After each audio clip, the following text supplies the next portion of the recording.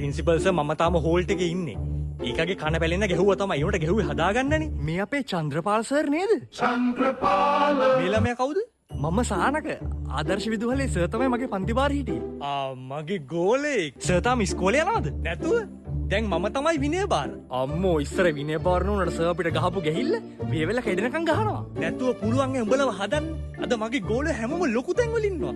දොස්තරලා, ඉංජිනේරුවරු, නීතිඥ මහත්තුරු ලොකු තැන්වල ඉන්නේ. උඹලට ගැහුවේ නැත්තම් බං. උඹ අහලා තියෙනද කතාවක්? අර කිරි හොද්දක් හදනකොට ඒක හැඳි ගාවේ නැත්තම් රහ නැහැ කියන්නේ. ඒ වගේ තමයි ළමයෙක් උනත් ගහලා උන හදන්නේ. උඹලට ඒ කාලේ හොඳයි. මම දැන් දෙන්නේකෝ මේ මුද්ද දාපු අතින්. ඊයේ දුන්න එකගේ කමුල ඇඟිලි පාර හිටින්න. ඒ වැඩක් නෑ. මේ පුතා දැන් මොකේද වැඩ කරන්නේ? මේ කොහෙද යන්නේ? මම මානව හිමිකම් එකේනේ. ඈ?